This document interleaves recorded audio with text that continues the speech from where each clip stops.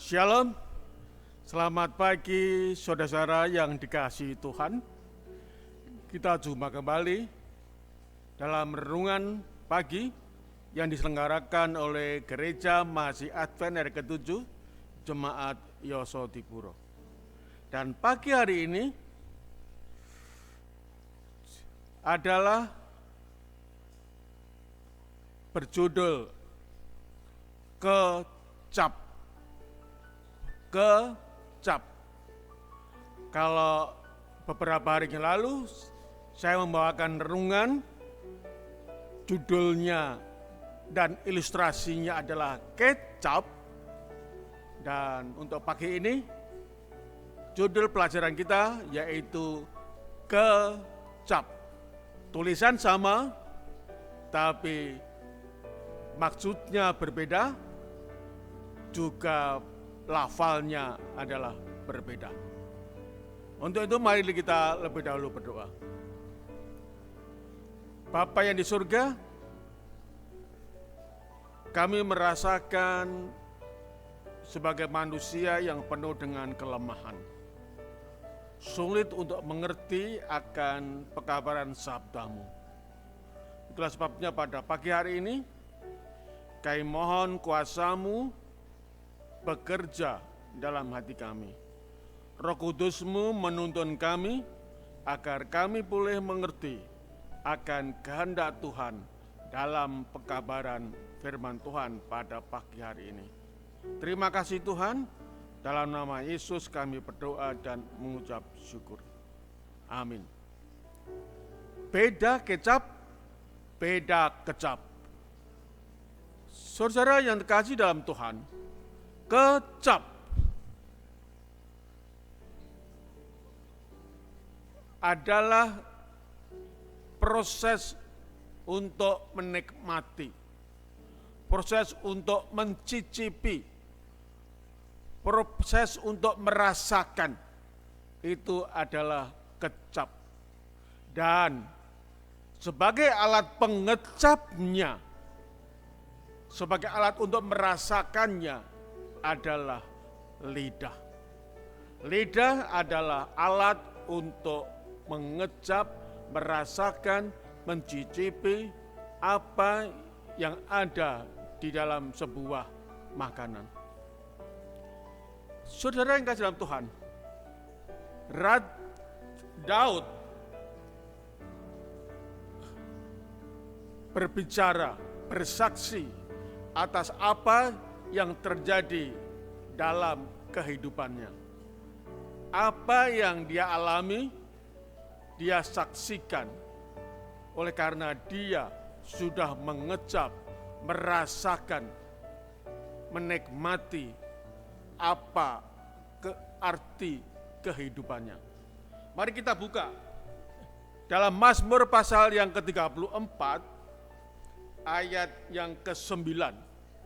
Dikatakan demikian, kecaplah dan lihatlah betapa baiknya Tuhan itu. Berbahagialah orang yang berlindung padanya.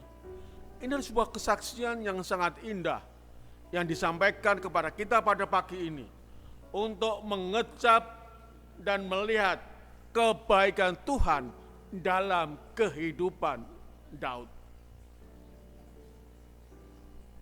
Kapan?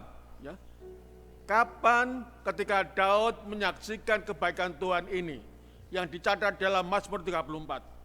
Ayat 1 menjelaskan kepada kita bahwa dia merasakan kebaikan Tuhan dan mengecapnya ketika dia pura-pura gila, pura-pura tidak waras pikirannya di depan Abimelekh,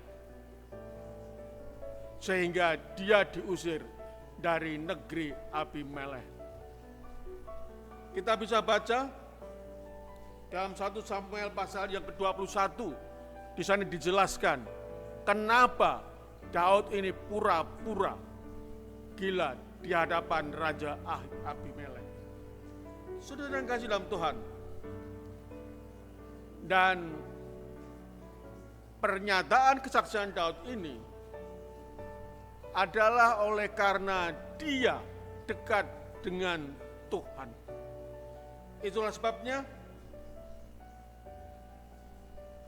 sebagai solusi dari permasalahan yang dihadapi, dia menyaksikan demikian. Ayat yang kelima dikatakan demikian. Dan sekaligus ayat yang keenam. Ayat 5, aku telah mencari Tuhan, lalu menjawab aku dan melepaskan aku dari segala kegentaranku. Luar biasa, saudara. Ketika dia berpura-pura gila, bagaimana rasanya kalau kita berpura-pura gila untuk menyelamatkan diri? Namun Daud melakukannya dan dia percaya Tuhan pun akan menolong dia. Dia cari Tuhan, dia dekatkan dirinya kepada Tuhan, dan dia menjawab permasalahan yang ada dalam kehidupannya. Tuhan melepaskan mereka dia dari segala kegentarannya. Kita bisa merasakan bagaimana gentarnya, takutnya Daud ini terhadap, sehingga dia harus berpura-pura gila di hadapan Raja Abimelek. Ayat 6 dikatakan, tujukanlah pandanganmu kepadanya, maka mukamu akan berseri-seri dan tidak akan malu tersebu-sebu. Mata Tuhan, matanya tertuju kepada siapa? Kepada Tuhan. Tujukanlah pandanganmu kepadanya. Luar biasa. Saya melihat ada beberapa pekabaran yang disampaikan oleh Bapak Gredi Malingkas. Judulnya Pandanglah kepada Yesus. Kemudian Jeremy Noti menyatakan, tujukanlah pandanganmu kepada Yesus. Bagaimana dengan kehidupan kita sebagai umat-umat Tuhan?